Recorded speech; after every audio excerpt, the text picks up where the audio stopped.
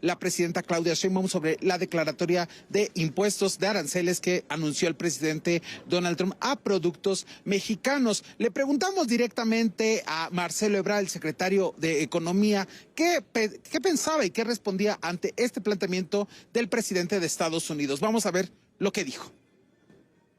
Oiga, ¿algún mensaje de calma a los mexicanos luego de este anuncio?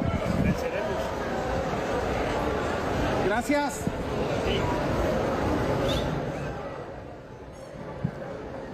Sí, pues la palabra correcta fue venceremos, así fue como lo dijo Marcelo Ebrard. Hay que recordar que el día de ayer el secretario de Economía presentó algunos datos de lo que implica esta colocación de aranceles a productos mexicanos. Aseguró que los productos que se verían más afectados para la población estadounidense pues son autos, computadoras, televisores y refrigeradores. También hay que destacar que al interior de Estados Unidos se están haciendo ciertos tipos de análisis sobre estas políticas de Donald Trump. Por ejemplo, el Peterson Institute for International Economics estima que los aranceles propuestos por Trump podrían costarle al hogar típico estadounidense más de $2,600 por año. Incluso otros cálculos hablan de $3,000 por año de esta medida que el día de hoy confirmó Donald Trump. Este es el reporte que te tengo, Cintia, en este momento. Seguimos a la espera aquí los grupos de medios de comunicación, los representantes de los medios de comunicación, a la salida de los funcionarios de los secretarios de Estado, y vamos a estar al pendiente con las imágenes de mi compañero Genaro González.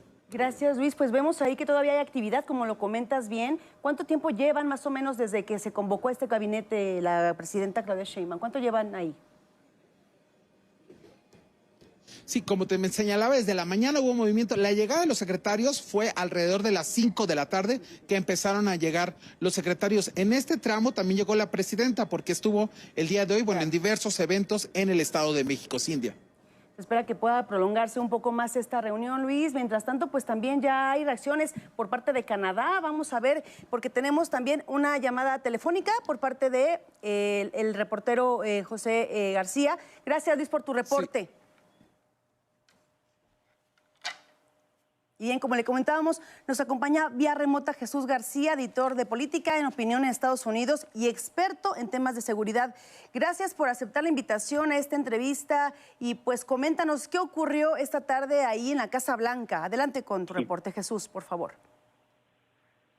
¿Qué tal? Muy buenas noches. Pues bueno, primero destacar que en Estados Unidos hay una reacción completamente negativa hacia los aranceles que está introduciendo Donald Trump a México y a Canadá. No se comenta mucho sobre lo que está ocurriendo con el caso de China, dado que pues hay una unidad entre los demócratas y los republicanos al respecto.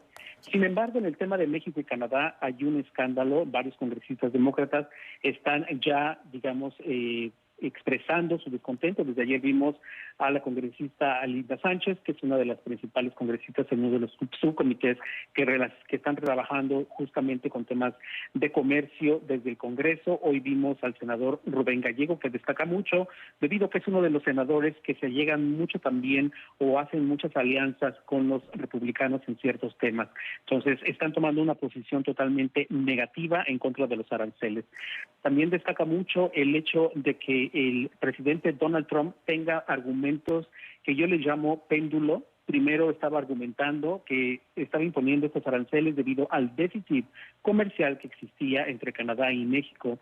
Sin embargo, hoy el argumento es completamente diferente y está relacionado con el fentanilo, señalando pues un elemento que tiene que ver con el tráfico de la droga, pero también preocupa mucho el hecho de que haga un nexo con el gobierno mexicano sin presentar evidencia alguna. No es raro que Donald Trump haga este tipo de argumentos sin presentar evidencias.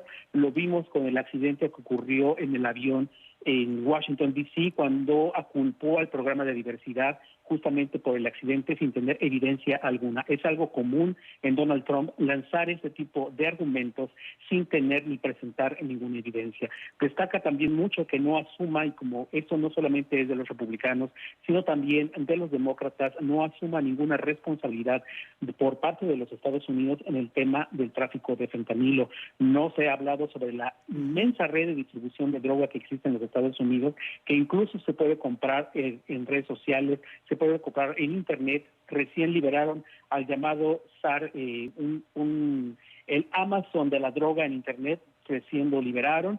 Es decir, hay un completo desconocimiento sobre lo que está ocurriendo en Estados Unidos. Más bien, no asumir la responsabilidad que corresponde.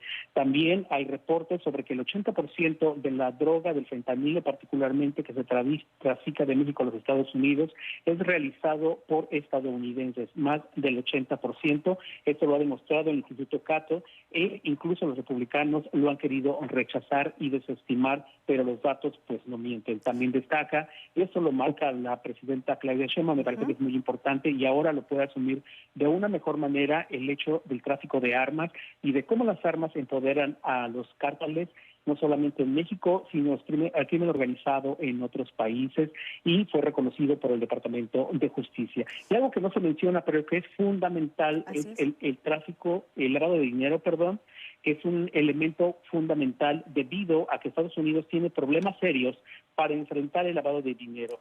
El que era al frente del Comando Norte del Ejército estadounidense lo mencionó en el Congreso y señaló que, bueno, había un problema serio de todo el dinero que se enviaba de Estados Unidos hacia el sur, no solo hacia México, sino también a Centroamérica y a Sudamérica por justamente la venta de droga que se realiza, y es dinero prácticamente limpio que se realiza pues evidentemente a través pues de redes establecidas ilegales. Y es algo que yo creo que México debería de poner mucha más atención y empujar más en ese sentido. Efectivamente, Jesús, pues se enfocó, todo giró en torno al tráfico de fentanilo, como lo plantea el presidente Donald Trump. Preguntarte, ¿hay algún otro poder, alguna forma de revertir esta orden ejecutiva, esas órdenes ejecutivas firmadas por Donald Trump? ¿El Poder Judicial podría intervenir, el Congreso en su caso? El Congreso puede intervenir. Hay que recordar que el Congreso es quien determina. Aquí hay que establecer los elementos importantes, porque expertos en el tratado comercial entre México, Estados Unidos y Canadá señalan que estos aranceles es el fin justamente de ese acuerdo, lo que significaría una violación al acuerdo como tal, porque evidentemente pues estaría siendo completamente unilateral. Se puede terminar el acuerdo si hay obviamente un diálogo y después de un análisis que realizan los tres países. En este caso, Estados Unidos está tomando una decisión unilateral. Eso se tiene que determinar. Hay que recordar que el Congreso es quien aprueba, los avala o rechaza los acuerdos comerciales formales que tiene Estados Unidos.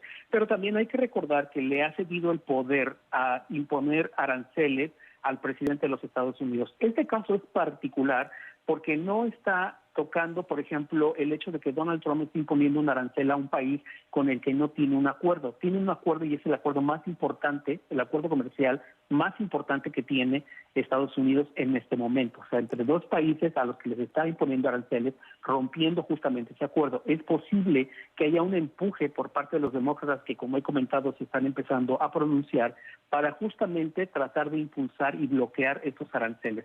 Pero eso lo veremos a partir del lunes, porque ahorita están reaccionando también, porque estaban, de hecho, algunos creían que no se iban a imponer los aranceles, y yo he hablado con algunos congresistas y no creían que pudiera avanzar en ese sentido. Destaca mucho el argumento que está utilizando Donald Trump, un poco para encontrar mayor empatía y dejar a un lado este tema del déficit comercial. Pero, pues evidentemente, eso le reduce credibilidad a los aranceles que está imponiendo. Entonces, el Congreso definitivamente podría hacer algo, pero también hay que recordar que los republicanos tienen mayoría en el Congreso y sería muy difícil para los demócratas. Esta guerra, digamos, en política que se va a empezar a dar en Estados Unidos, pues va a tener mucho que darse entre la opinión pública y empujar justamente al gobierno del presidente Donald Trump. Quiero recordar que no sería la primera vez que Donald Trump pudiera o tuviera que ceder de algún modo por la presión pública, la opinión pública. Vimos una reciente decisión, una orden ejecutiva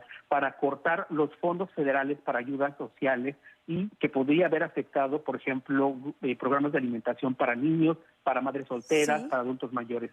Tuvo que cancelar esa orden ejecutiva debido justamente a la presión pública.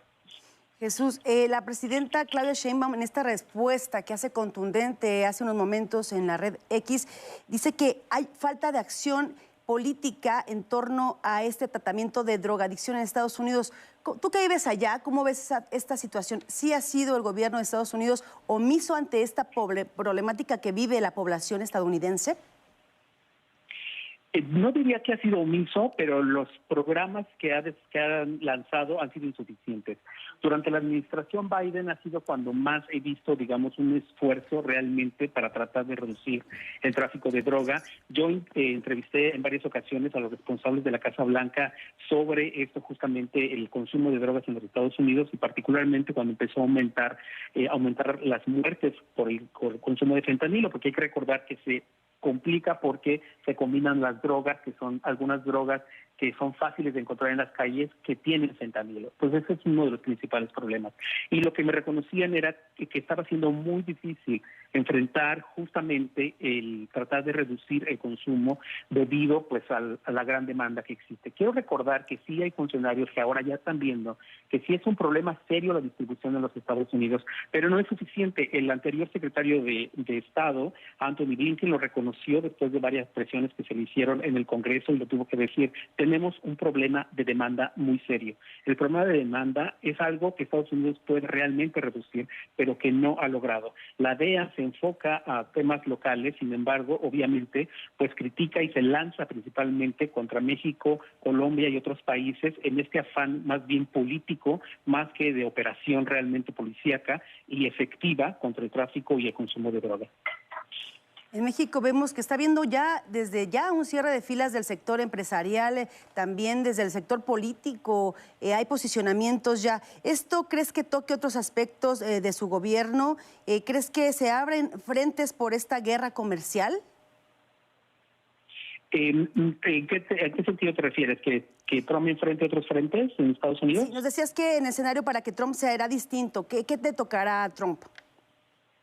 Definitivamente puede haber una coalición también de empresarios en Estados Unidos. Hay que recordar que muchos de me parece que la presentación que hizo el secretario de Economía, Marcelo Ebrard, fue muy interesante porque va muy empatada justamente con los expertos de impuestos en los Estados Unidos y de cómo pueden impactar a la economía estadounidense. Correcto. Y hay muchas empresas conectadas con México que podrían, muchos sectores que podrían realmente quejarse con el gobierno estadounidense justamente en ese sentido. Creo que el hecho de que Donald Trump haya utilizado el fentanilo como el pretexto y no el déficit comercial, intentó darle la vuelta a esas críticas.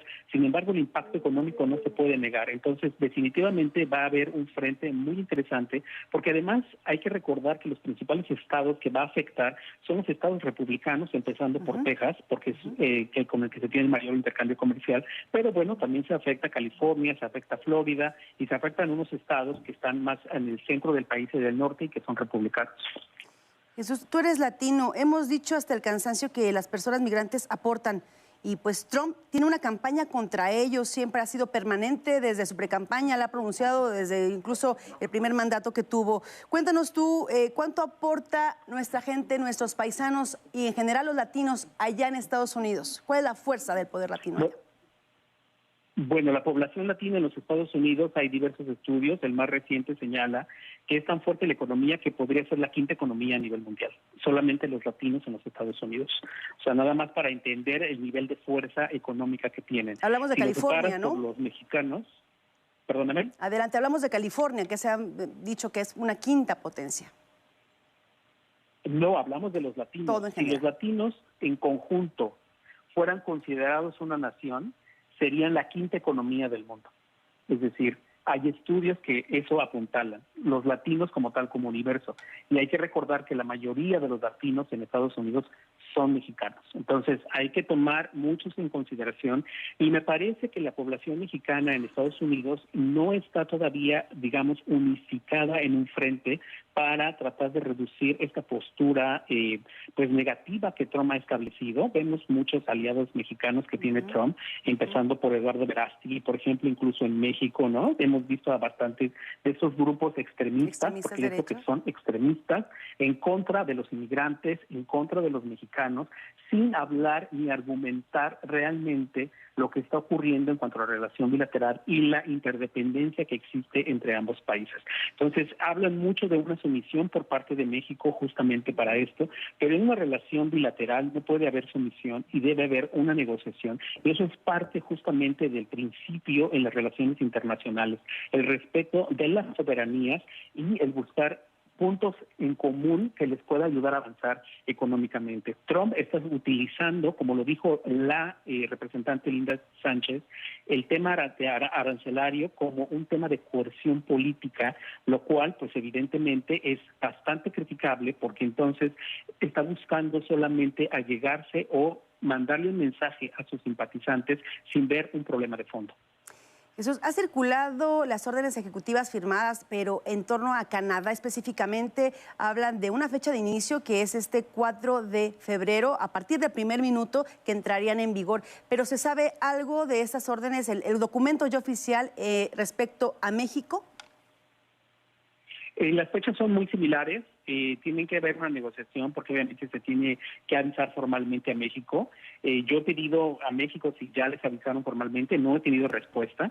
Entiendo que se enteraron a través justamente del informe que envió la Casa Blanca, por lo que yo he tenido contacto con el gobierno mexicano, pero el gobierno mexicano debería tener la notificación de cuándo es la fecha exacta y prepararse, porque al final, sí, en cuanto hay una negociación, etcétera, se tiene que preparar y alistar al recibir el CBP, que es quien recibe todo esto, el pago de las aduanas, de los aranceles, como corresponden de acuerdo a esta nueva orden ejecutiva.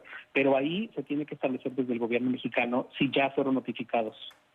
Hablabas tú ya del peso que costará, de lo que costará a Trump por parte de la reacción de los políticos estadounidenses, pero también está la parte de los latinos que le dieron el voto. Jesús, ¿cómo ves? ¿Cómo pueden recibir la noticia, esta afectación de los paisanos, pero hacia acá, hacia México? ¿Cómo lo verían ellos? ¿Cómo podrían voltearse a Trump a ver después de esta instrucción firmada el día de hoy? Pues mira, en este momento realmente muchos de ellos, los estamos viendo, están avergonzados por el voto que le otorgaron a Donald Trump debido justamente al ataque que ha tenido directamente a las poblaciones migrantes y particularmente a las poblaciones latinas.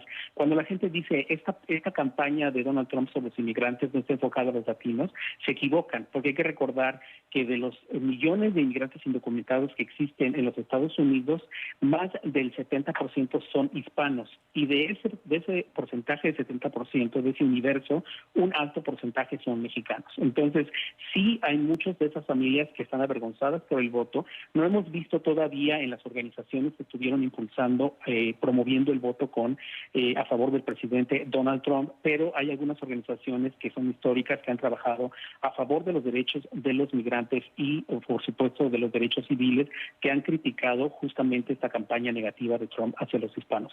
Efectivamente, porque todavía lo veíamos en algunos sondeos, con esas coberturas que hemos tenido en el triunfo de Trump, todavía no podían creer, decían que pues solamente eran enunciados al aire del presidente estadounidense y que pues no se veía los trazos de que fueran a aplicarse estas amenazas que hoy está cumpliendo. Eran para ellos pues apenas una expectativa, no lo podían asimilar.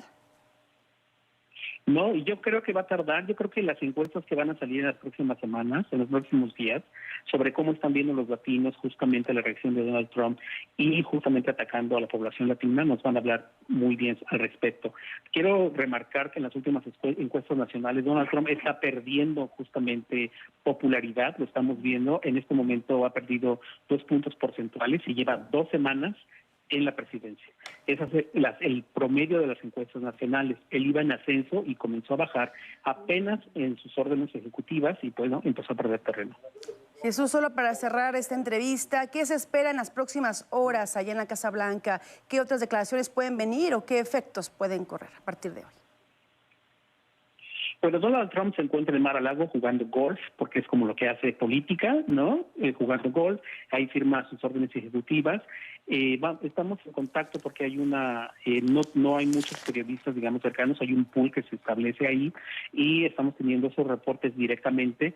Va a ver básicamente cómo se está reportando, digamos, ya la aplicación como tal de las políticas que acaba de implementar y evidentemente la reacción directa, sí va a haber una reacción directa sobre la respuesta de Canadá, de México y por supuesto se espera una respuesta también de China al respecto. Y no solamente una respuesta diplomática, diplomática, sino acción efectiva, es decir, aranceles. Estados Unidos están muy preocupados, hay muchos expertos que están preocupados por la economía estadounidense, porque bueno, ya vimos una pérdida importante hacia finales de fin de semana en la bolsa de valores, podríamos ver mucho más ese retroceso, los precios van a incrementarse, que ya han aumentado en los últimos días justamente a varias problemáticas de distribución, y esto obviamente va a afectar también la distribución de productos. Entonces, yo creo que esta semana va a ser particularmente crítica en la reacción inmediata sobre las aranceles que Estados Unidos está imponiendo pues a sus principales socios, considerando Canadá y México principalmente.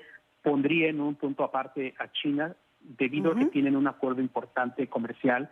Sin embargo, la relación que ellos tienen es completamente distinta. Correcto, Jesús. Muchas gracias. Agradecemos esta oportunidad, tu análisis. Hasta allá, hasta Estados Unidos. Muchas gracias. Hasta luego. Muy buenas noches. Gracias. Buenas noches.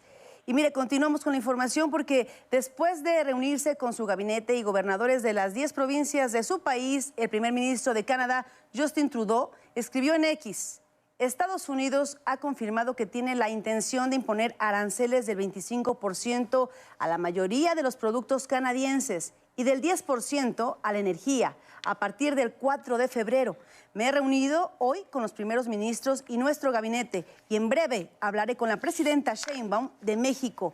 No lo queríamos, pero Canadá está preparado. Esta tarde me dirigiré a los canadienses. Son las palabras del primer ministro canadiense después de esta orden ejecutiva firmada por Donald Trump. Y bueno, ya adelanta que hablará primero con nuestra presidenta Claudia Sheinbaum para entonces sí dar un posicionamiento frente a su nación. Lo hará en un mensaje abierto. Están pues ya anunciado desde hace rato este mensaje que dará también el presidente Justin Trudeau. Y continuamos, porque también aquí hay reacciones, como le comentábamos, como adelantábamos, las cámaras empresariales, así como el Senado de la República y la Cámara de Diputados y gobiernos estatales ya han cerrado filas en torno a la presidenta Claudia Sheinbaum y a la respuesta que ha dado al gobierno estadounidense tras el anuncio de la imposición arancelaria. Por ejemplo, tenemos hace unos momentos el presidente de la Cámara de Diputados, Sergio Gutiérrez Luna, advirtió que estos gravámenes son una clara violación al TEMEC y así lo dijo.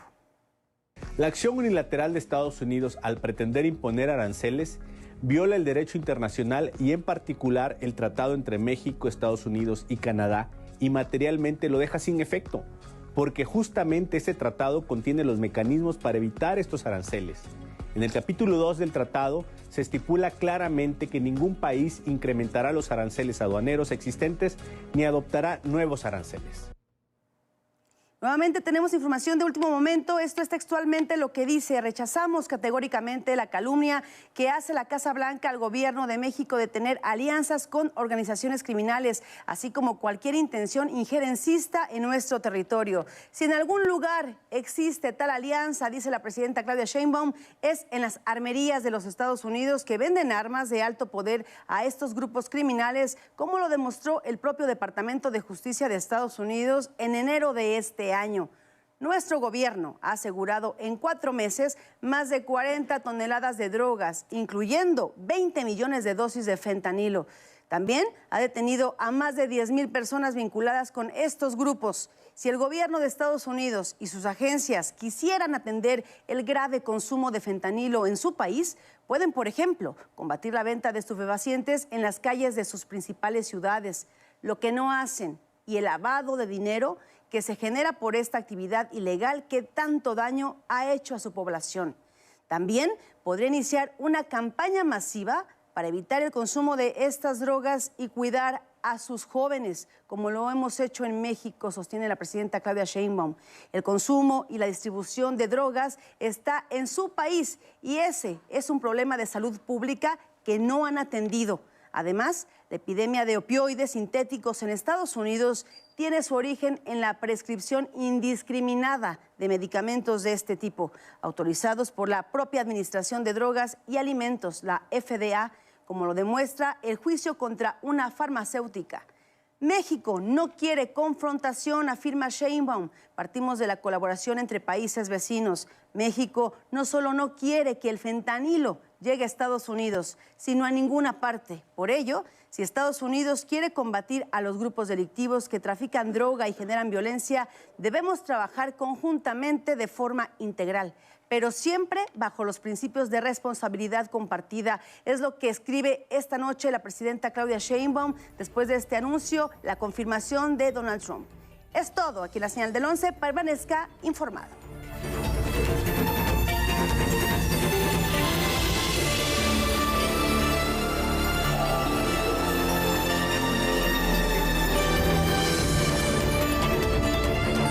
Les doy la bienvenida al Laboratorio de Ideas del Canal 11 del Instituto Politécnico Nacional. Soy Ana Cristina Olvera. Hoy nos adentraremos a mundos ocultos bajo la superficie de los mares, ecosistemas que respiran agua y guardan el secreto de la vida. También conoceremos criaturas que desafían al tiempo y que se regeneran como si escaparan de las leyes de la naturaleza. Y mentes que a través de la biotecnología imitan esa